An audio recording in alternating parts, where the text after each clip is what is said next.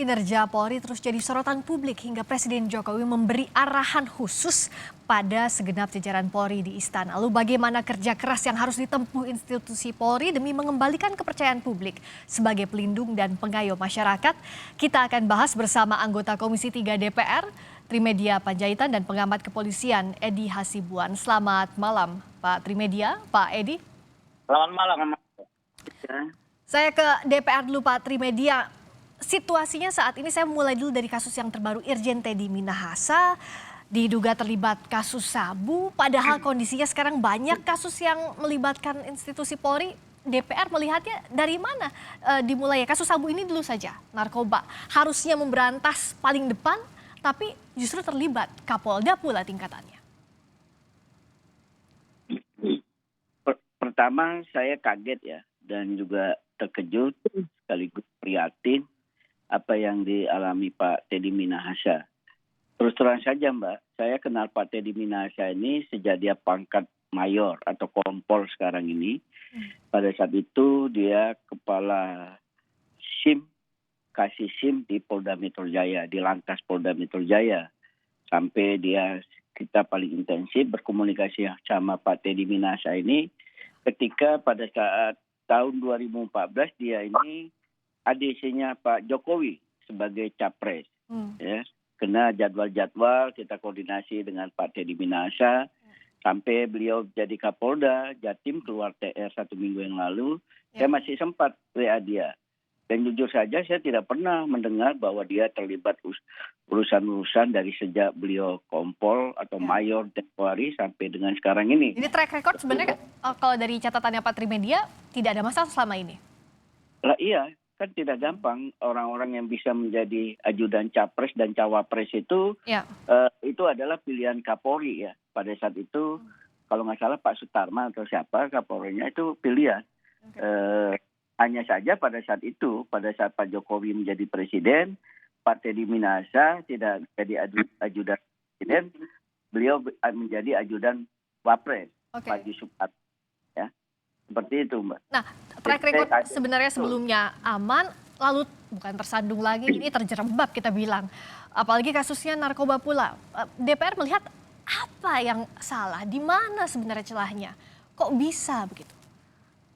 Nah, yang harus kita ingat adalah bahwa amanat dari Undang-Undang Nomor 2 Tahun 2002, Undang-Undang Polri ada 3 amanat reformasi. Pertama reformasi instrumental, kedua reformasi struktural, ketiga reformasi kultural. Reformasi pertama dan kedua itu menurut hemat saya berjalan dengan baik. Tapi reformasi kultural itu yang sangat sulit di internal Polri ini. Kita melihat keluhan masyarakat adalah soal perilaku polisi. Sebagaimana yang disampaikan oleh Pak Kapolri tadi dalam keterangan persnya. Hanya kurang satu lagi yang disampaikan oleh Pak Kapolri tadi, selain narkoba dan judi online adalah penanganan perkara. Ya. Masyarakat ada adikium kalau berurusan dengan polisi, hilang kambing, habisnya sapi. Ya. Nah itu yang menjadi keluhan masyarakat itu yang harus dirubah. Kalau lantas relatif sudah banyak perubahan ya. Tidak sering lagi kita dengar ada polisi yang ngumpet kemudian semprit orang di tengah jalan. Itu yang menjadi tugas dari Kapolri untuk membenahi. Dan kalau kita lihat soal penerimaan anggota Polri dari mulai Bintara sampai Akpol relatif tidak terlalu terdengar. Mutasi juga relatif tidak terlalu terdengar ya, walaupun masih banyak yang beranggapan gerbong si ini, gerbong si itu yang selalu maju di depan, dan itu menjadi tantangan. Di samping sebagaimana saya sampaikan tadi, kita prihatin, sedih ya.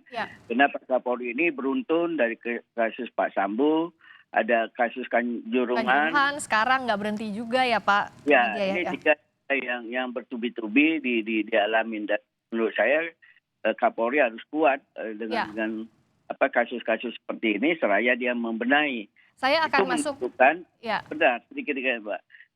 Diungkapnya kasus Pak Teddy Minahasa ini justru menurut saya juga menunjukkan keseriusan dari Kapolri untuk membenahi institusinya.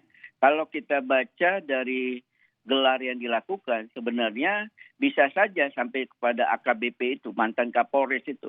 Tapi kelihatannya Polri ingin benar-benar mencuci orang-orang yang kurang baik dianggap dan yang terbukti melakukan tindak pidana, makanya nyampe langsung ke Kapoldanya. Itu yang juga dari sisi yang lain kita apresiasi urusan untuk membenahi Polri yang dilakukan oleh Kapolri. Begitu, Mbak. Baik, kalau dari Pak Edi, apa ini memang momentumnya kasusnya Teddy Minahasa ini momentum lagi, kalau momentum kan sudah berturut-turut untuk bersih-bersih Polri. Dari kasus Sambo ini dulu, apa yang Pak Edi lihat? Tentunya memang apa yang terjadi dalam beberapa waktu terakhir ini ya, tentunya adalah merupakan, betul kata Bapak Presiden, ini adalah bisa menurunkan citra Polri di tengah masyarakat ya.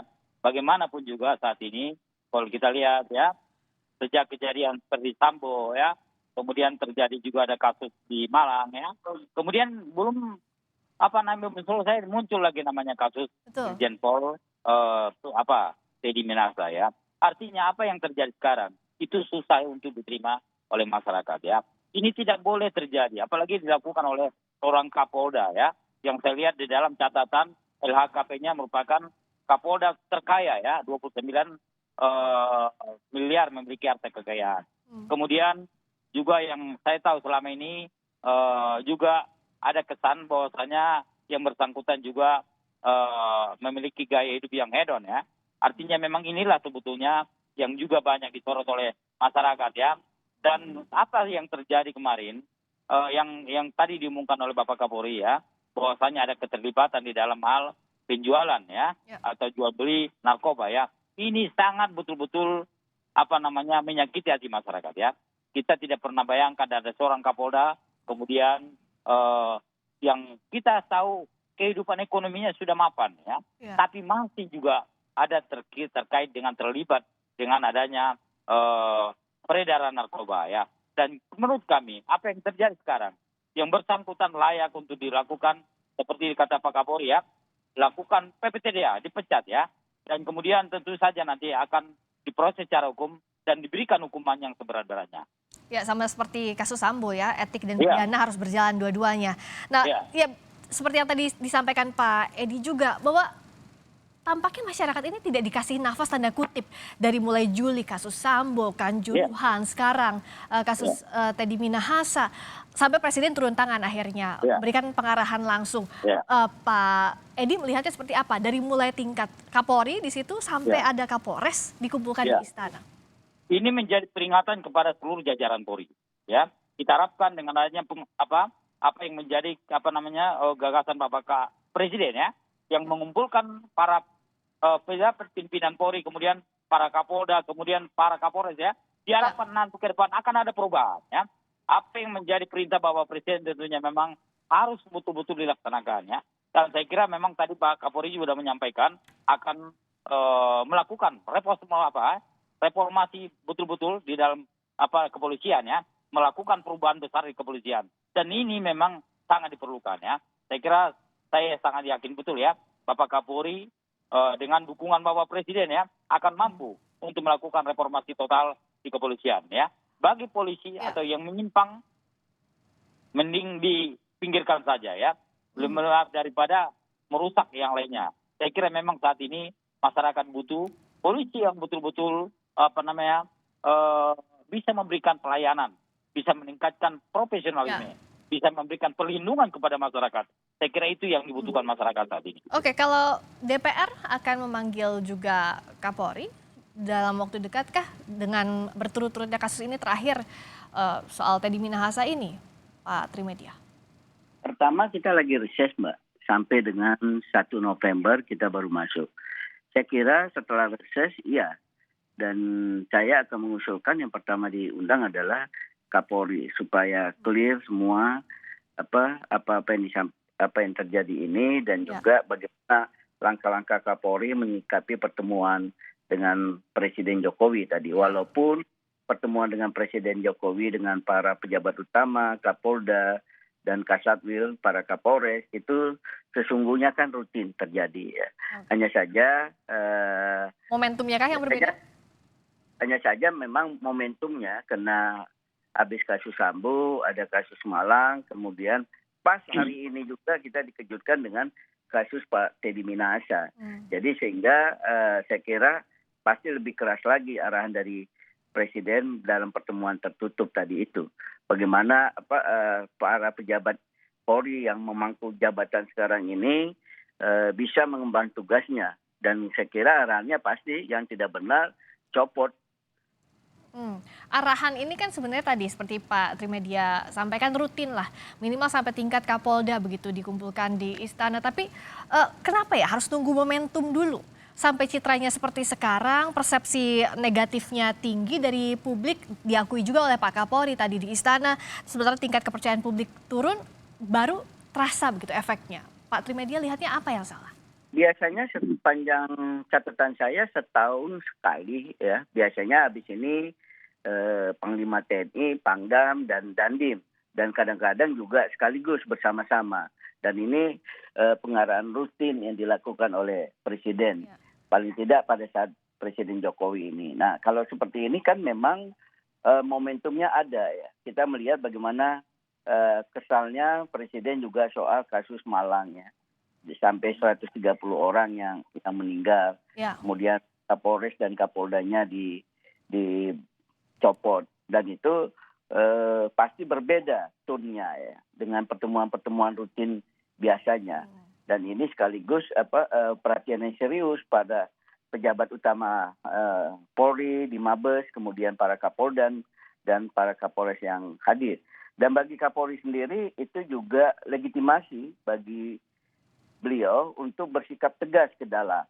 Karena ini mendengar semua pejabat utama itu apa yang menjadi arahan Presiden. Sehingga tidak ada dianggap tidak suka dengan si A, si B. Ini menjalankan Presiden sebagai penguasa tertinggi di bidang keamanan kita ini. Jadi itu juga jadi pegangan dari Pak Kapolri untuk bersikap tegas ke dalam. Oke, kalau Pak Edi melihat seperti apa momentumnya seperti yang Pak Trimedia sampaikan, kan ini rutin begitu bertemu. Ya minimal sampai tingkat Kapolda tadi, tapi apa iya efeknya harus bisa dirasakan kalau ada momentumnya dulu? Selama ini seperti apa yang celahnya Pak Edi lihat? Kalau kami melihat bahwasanya pertemuan ini yang dilakukan oleh Bapak Presiden ya, tentu ini akan memberikan suatu energi yang besar terhadap Bapak Kapolri ya.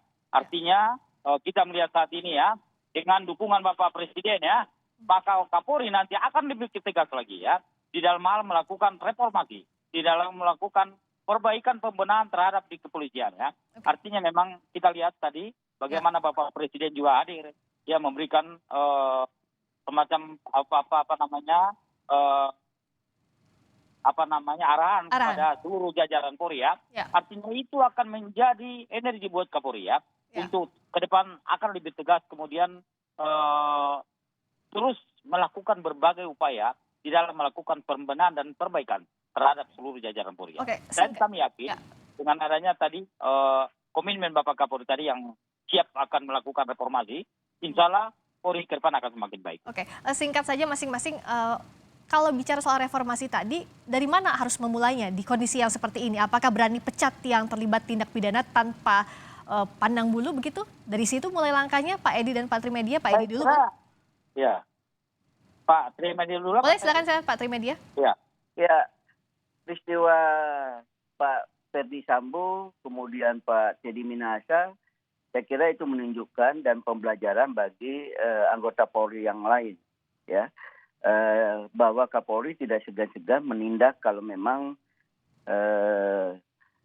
anggotanya melakukan tindak pidana, dan itu harusnya pembelajaran yang sangat penting bagi anggota Polri untuk bisa membenahi. Kalau begini terus, saya khawatir juga arahnya adalah desakan untuk merubah Undang-Undang Nomor 2 tahun 2002 soal Polri, Mbak. Kalau Pak Edi? Ya, kalau menurut pandangan kami juga saya kira tidak jauh dengan apa yang disampaikan oleh Bang Trimedia. Yang penting saat ini adalah harus ada tindakan tegas ya, jangan pakai lama. Kalau memang udah ada bukti-bukti langsung pecat ya. Kemudian juga nanti berkasnya segera diajukan ke pengadilan. Siapa saja yang terkait di dalam kasus ini harus juga mendapatkan pemberhentian dengan tidak hormat ya, di dalam pelanggaran etik ya. Kenapa demikian? Karena ini harus menjadi bahan pembelajaran, bahan introspeksi kepada seluruh jajaran Polri agar betul-betul menghindari namanya narkoba. Ini memalukan buat masyarakat ya. Harusnya penegak hukum tadi harus memberikan contoh, harus menjadi alat negara untuk memberantas narkoba. Namun dengan kejadian ini tentu ini memalukan ya. Ya. Ini tentu melukai hati masyarakat. Baik. Telah menyakiti masyarakat. Baik. Maka harus ada tindakan tegas. Kita Harus ada harapkan kepada tindakan Bapak Kapolri tegas. segera ya. untuk Tindakan melakukan. tegas dan segera ya, jangan Segera, ada ya. waktu Jangan lama pakai lagi. lama, kemudian harus Baik. ada diambil tindakan yang tepat ya. Baik, karena tidak ada waktu lagi untuk memperbaiki citra Polri dan juga kepercayaan publik. Jangan Ya. sampai semakin merosot. Terima kasih Pak Trimedia Panjaitan, Pak Edi Hasibuan telah bergabung di Ya. Sapa Indonesia Malam.